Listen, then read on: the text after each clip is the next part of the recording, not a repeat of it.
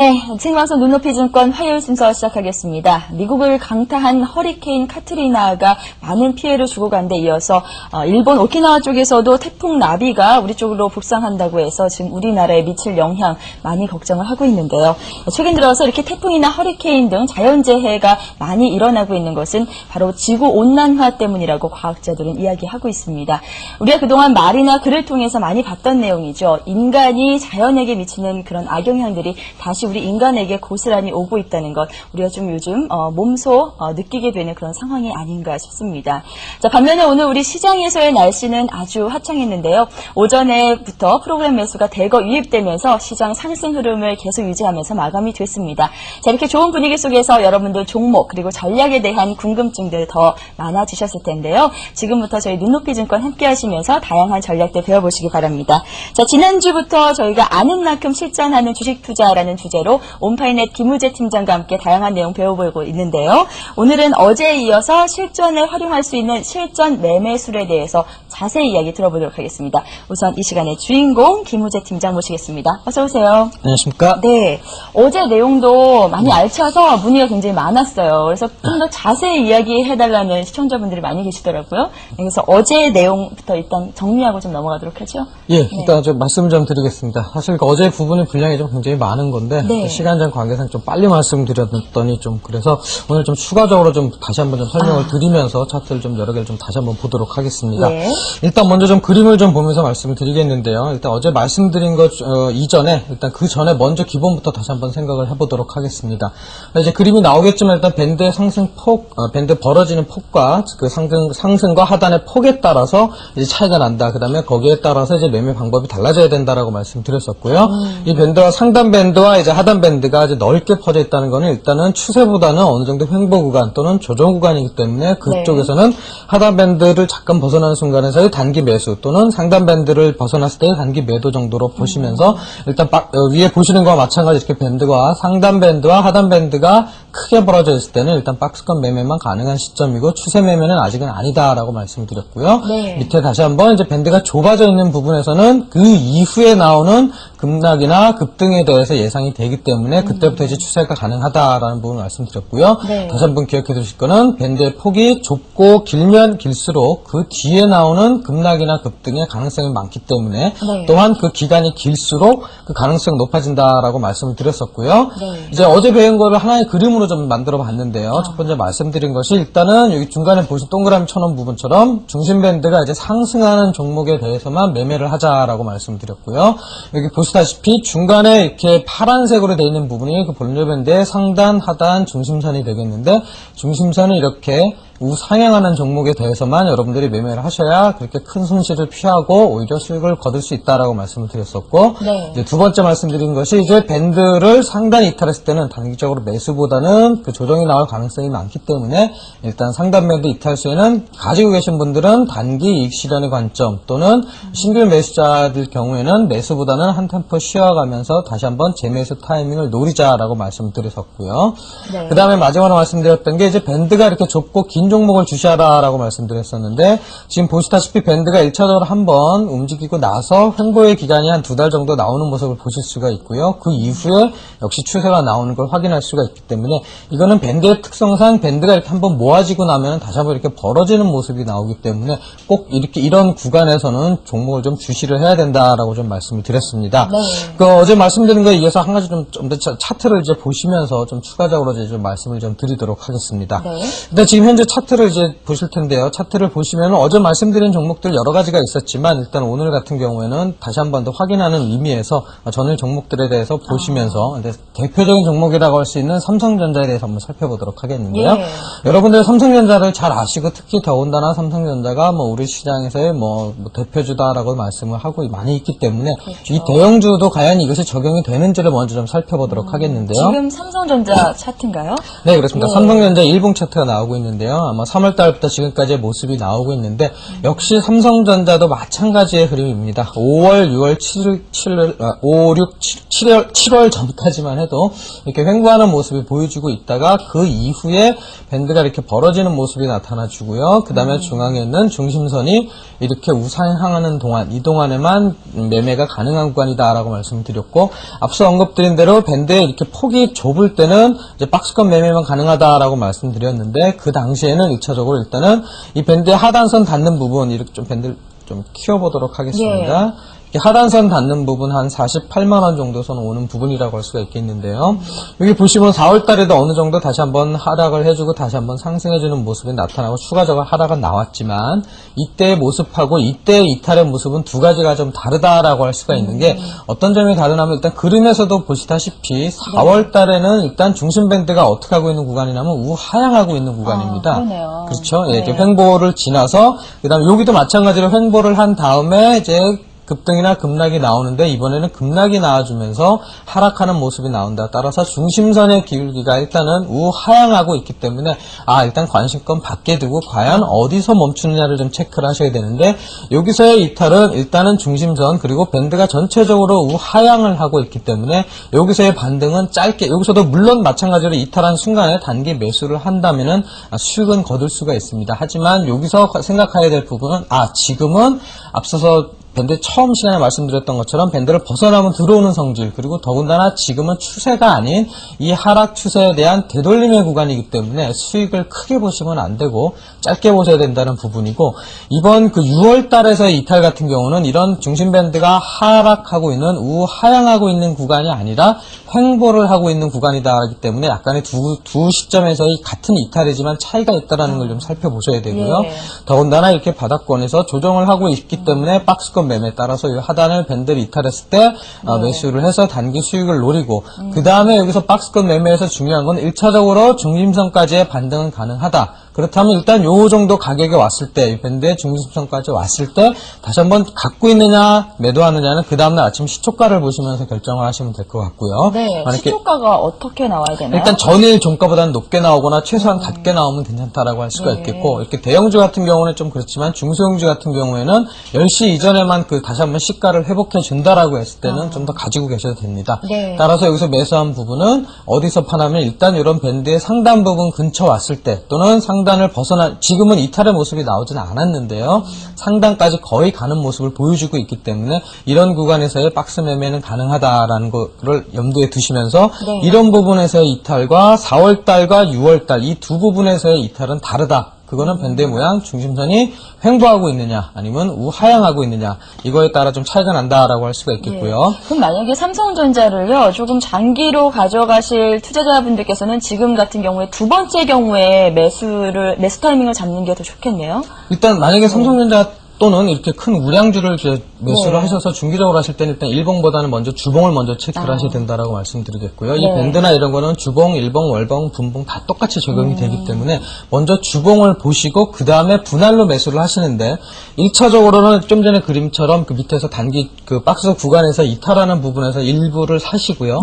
나머지는 그 말씀드렸다시피 밴드가 이렇게 횡보를 하고 난 다음에는 추세가 나오기 때문에 오늘 나올 내용인데 이제 추세가 나오는 순간에 추가적으로 또 좀 더 매수를 하시고 그 다음에 지난주에 말씀드렸던 대로 1차적으로 단기 고점을 형성한 이후에 조정이 들어올 때 어느 정도 지지가 되는 가격에서 다시 한번 이렇게 매수를 해서 가는 거가 훨씬 더 좋다. 왜냐하면은 처음에 이렇게 아까 처음 보신 대로 이제 밴드 하단에서 횡보하고 있을 때 매수를 하신다면은 1차적으로 수익은 날 수가 있지만 다시 그 추세가 나오기 전까지는 박스에서의 움직임이기 때문에 큰 수익이 났다 하더라도 또는 수익이 났다 하더라도 다시 원위치 됐다가 다시 움직일 수가 있기 때문에 한 번에 바로 매수하시는 것보다는요 그런 식으로 이렇게 나눠서 타이밍별로 나눠서 매수해서 가지고 가시고 그건 일단은 먼저 주봉을 좀 확인을 하셔야 된다.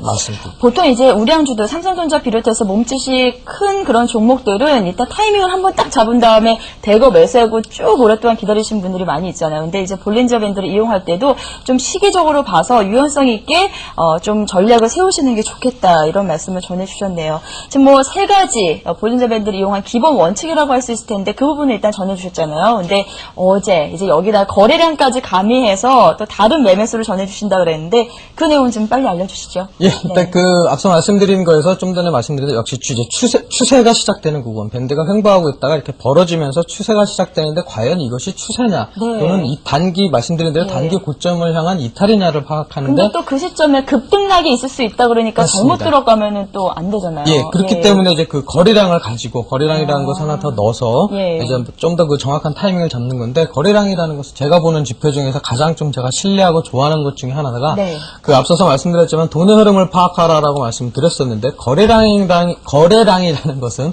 속일 수가 없습니다. 왜냐하면 거래를 하기 위해서는 실제로 매수나 매도가 이루어져야하기 때문에 그것은 돈이 실제로 투입이 되는 거기 때문에 그거는 속일 수가 없는 건데, 그리고 뭐 간혹 어떤 분들은 뭐 그거는 작전을 하면은 뭐 가능하지 않느냐라고 말씀하는데, 작전을 하더라도 물론 그 사람이 작전인지 뭔지 모르겠지만 일단 작전을 하더라도 그건 실제로 돈이 들어간 거기 때문에 그거는 어쩔 수가 없다라는 거 말씀드리겠고요. 일단 그 거래량을 이해한 거를 한 4가지 정도로 좀 살펴보도록 하겠는데, 밴드를 이탈을 했을 때 단기 고점이다라고 말씀드렸는데, 거기에 추가적으로 거래량까지 분출이 된다 라고 했을 때는 정말 진정한 고점이다라고 말씀을 드릴 수가 있겠고요. 두 번째는 이제 상승 또는 하락 시에 추세와 조정의 구간의 판단은 거래량으로 하는 게 좀 더 확실하다라고 말씀을 드리겠고요. 또 하나는 이제 밴드의 벌어짐과 함께 동시에 거래가 실린다. 그건 진정한 추세의 시작이다라고 보시면 되고요. 또 하나는 거래량 분출 후에 그 다음에 거래가 감소를 한다면 이제 주목을 좀 해야 된다라고 말씀드리겠는데, 그걸 일단 그림을 보면서 이것도 역시 한번 좀 살펴보도록 하겠습니다. 일단 그걸 먼저 말씀드리기 전에요. 밴드에서 이탈을 했을 때 여러분들이 과연 어떤 모습으로 되돌림을 주느냐를 좀 체크를 하셔야 되는데요.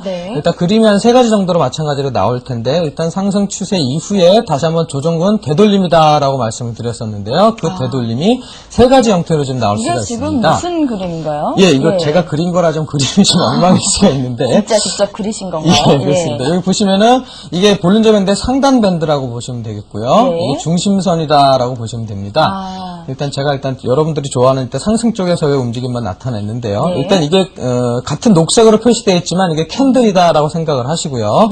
일단 요 전에 캔들이 있겠지만 일단 생략을 좀 했습니다.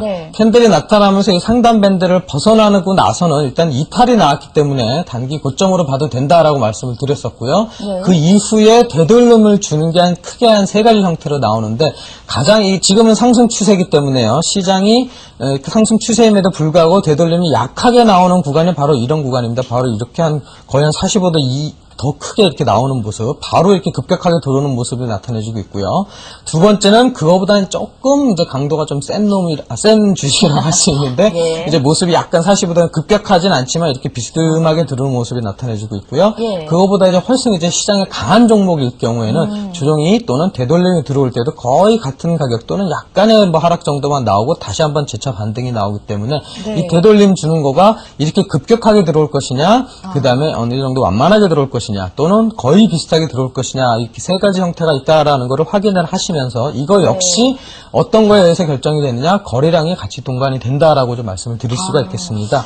예, 지금 뭐 볼린저 밴드에다가 어제까지 배웠던 원칙 플러스 이제 거래량까지 합쳐서 저희가 매매수를 좀 더 배워볼까 하는데, 지금 일단 간단하게는 4가지 원칙을 정해주셨는데요. 그럼 이것을 하나하나 좀 차례대로 살펴보도록 하겠습니다. 일단 밴드의 이탈 시 단기 고점이며 거래량까지 증가한다면은 진정한 고점, 이렇게 정해주셨는데, 거래량 하나 더 붙여지니까 또 되게 복잡해지는 것 같아요. 네, 복잡해질 수 있는데, 오히려 더 거래량 지표는 여러분들이 잘 보실 수가 있고요. 차트에서 쉬운 거기 때문에 한번 더 추가적으로 해서 말씀을 좀 드리도록 하겠습니다.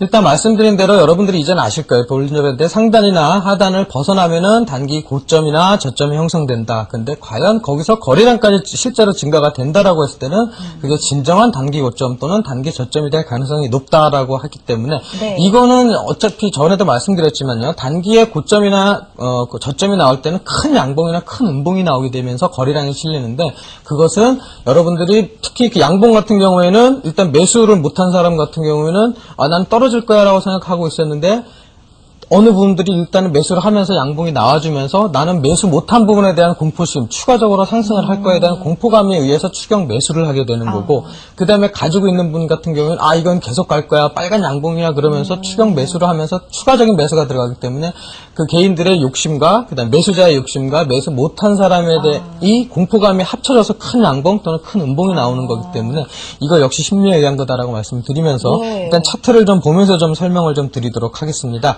뭐 여러분들이 많이 보시는 이제 종목이다라고 할 수가 있겠는데요. 최근에 큰 M&A 관련해서 이슈도 됐던 부분인데 일단 대우건설이라는 차트를 좀 보면서 설명을 드리겠는데요. 네. 대우건설 같은 경우에도 일단 최근의 모습을 보시면은 8월 3일 날 이렇게 1,300원이란 큰 고점이 나왔던 부분이 한 번 있습니다.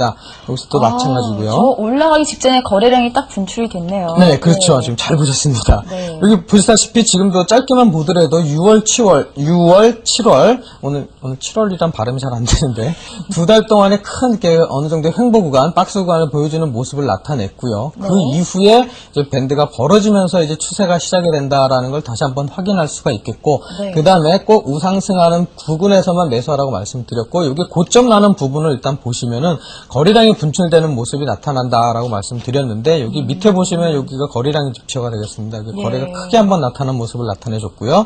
그 다음에 지금의 그 제가 동그라미 쳐놓은 부분의 거래량하고 그 전의 거래량하고는 다르다라고 말씀드릴 수가 있습니다.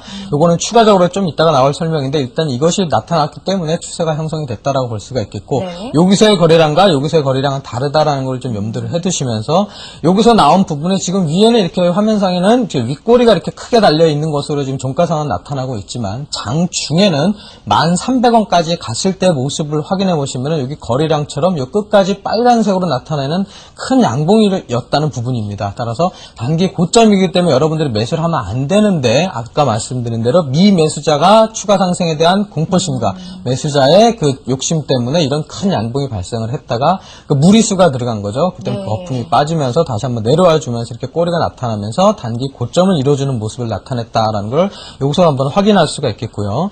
그 전의 모습을 보시더라도 똑같은 모습이 나타나고 있습니다. 이런 부분에서도 고점이 나오면서 단기 이탈을 했는데 거래량까지 동반이 됐기 때문에 단기적인 고점이다라고 할 수가 있습니다. 네. 이거 말고도 이제 다른 종목을 좀 하나 좀 더 보도록 하겠는데요. 여러분들이 많이 잘 아시는 종목을 위주로 좀 한번 보도록 하겠습니다. 외환은행이라는 종목인데요.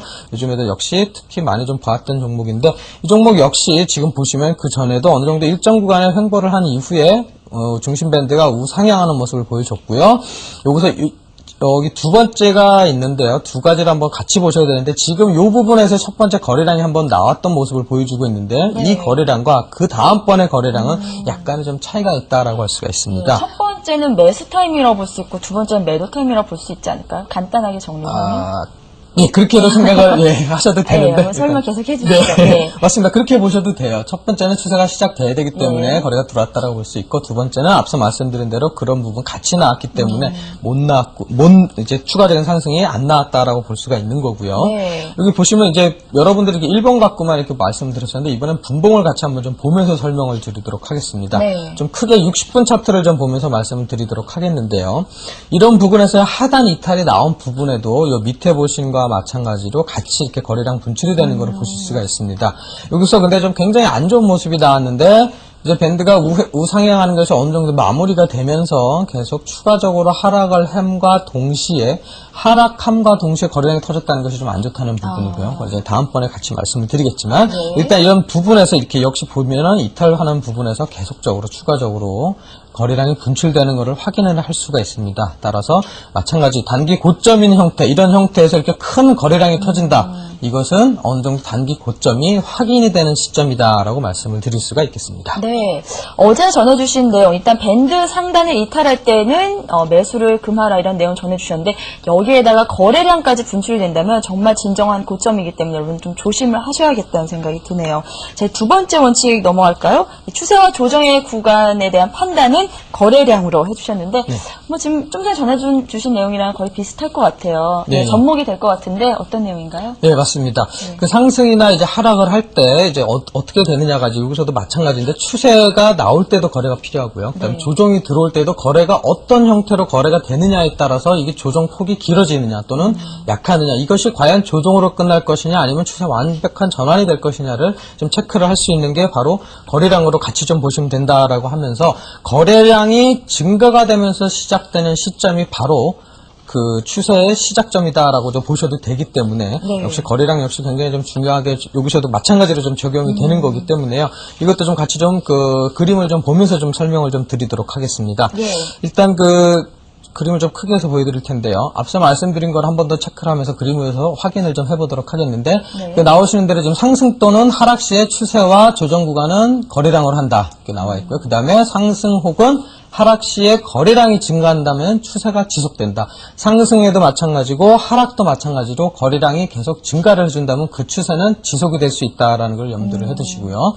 그 다음에 이제 상승한 다음에 거래량이 감소 또는 하락을 한다라면은 그 조정 구간으로 판단하고 거래량이 증가되는 시점이 바로 추세의 시작점이다라는 걸 좀 보시면서 일단 그림을 보면서 다시 한번 좀 확인을 좀 해보도록 하겠습니다. 네. 여기 동그라미 좀 쳐놓은 부분이 좀 많이 있는데요. 이런 부분이 바로 단기 이탈이 나오면서 고점이 됐던 부분이다라고 할 수가 있습니다. 이런 거는 역시 단기 고점이고 거기서 이렇게 거래량까지 본청이 된다라면은 그 진정한 고점이다라고 볼 수가 있는 거고요. 그 다음에 지금 말씀드린 것처럼 이제 상승 또는 하락 시 추세와 조정의 구간의 판단은 거래량으로 한다라고 말씀드렸습니다. 네. 거래량이 증가하면서 그 상승이 지속된다라면은 그 상승 추세는 지속될 것이고 그 다음에 거래량이 감소하면서 하락한다라면은 추세가 아니라 조정이다.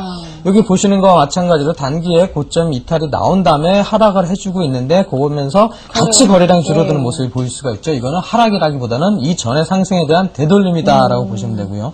여기도 마찬가지로 다시 한번 거래량이 증가를 해주면서 상승 추세가 이어지고 있고 그 다음에 이탈이 나오면서 다시 한번 거래량 고점을 보여주면서 거래가 감소되는 부분이 또 한 번 나타내주게 됩니다. 이것은 바로 이 상승에 대한 되돌림이라고 나오는 거고요. 네. 그 다음에 여기서 또 마찬가지로 거래량이 증가해주면서 상승을 해주고 그 다음 조정받을 때는 거래량이 줄어들고 다시 한번 상승해주면서 거래량이 늘어나고 조정 때 거래량이 줄어든다는 모습 네. 요거를 좀 꼭 좀 확인을 해주시는 게 좋다라고 말씀드리겠습니다. 예.